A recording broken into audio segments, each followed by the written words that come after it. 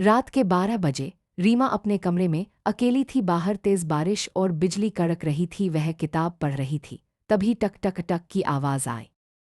उसने सोचा शायद हवा से खिड़की हिल रही होगी, लेकिन आवाज़ फिर आई, इस बार साफ दरवाजे से। धीरे धीरे डरते हुए वह दरवाजे के पास पहुंची। दरवाज़ा बंद था, लेकिन नीचे से किसी ने धीरे से एक सफ़ेद कागज़ अंदर सरका दिया। उस पर सिर्फ लिखा था, पीछे मत मुड़ना। रीमा के हाथ कांपने लगे। उसने डर के मारे कागज़ गिरा दिया और अचानक महसूस किया कि उसके पीछे कोई सांस ले रहा है। बरसात की काली रात थी। आसमान में बादल गरज रहे थे और बिजली की चमक खिड़की के शीशों को ऐसे रोशन कर रही थी जैसे किसी ने पल भर के लिए टॉर्च जलाई हो। रीमा अपने छोटे से कमरे में बैठी किताब पढ़ रही थी। उसके घर में उस रात और कोई नहीं था। माता पिता गांव गए थे और वह अकेली शहर में थी। कमरे में दीवार घड़ी ने धीरे से टिक टिक टिक करते हुए 12 बजाए। उसी समय डग डग डग कोई दरवाज़ा खटखटा रहा था।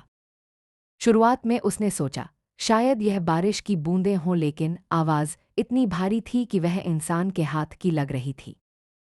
धीरे धीरे वह दरवाजे की तरफ बढ़ी। उसका दिल जोर जोर से धड़क रहा था। उसने पीपल से झांका, लेकिन बाहर कुछ नहीं था, सिर्फ काली अंधेरी सीढ़ियाँ। तभी नीचे से एक कागज़ का टुकड़ा दरवाजे के नीचे सरकाया गया। रीमा ने कांपते हुए उठाया। उस पर लिखा था, पीछे मत मुड़ना। रीमा ठिठक गई। यह पढ़कर उसके रोंगटे खड़े हो गए। वह सोचने लगी, पीछे क्यों? लेकिन इंसानी जिज्ञासा उससे ज्यादा थी।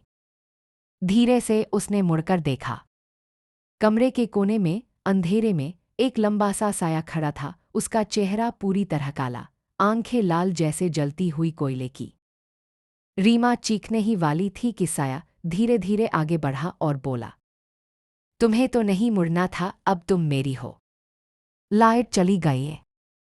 अगले दिन पड़ोसी ने दरवाज़ा खोला तो कमरा खाली था। बस फर्श पर वही कागज़ पड़ा था जिस पर अब लिखा था, वो मेरे साथ है। रीमा को ले जाने के बाद वह कमरा कई दिनों तक बंद रहा। पड़ोसी कहते थे कि कभी कभी आधी रात को वहां से किसी लड़की की चीख सुनाई देती थी, पर जब दरवाज़ा तोड़कर देखा जाता तो अंदर कुछ नहीं मिलता।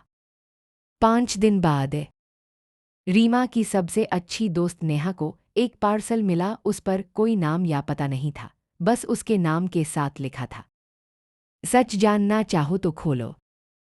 नेहा ने कांपते हाथों से पार्सल खोला।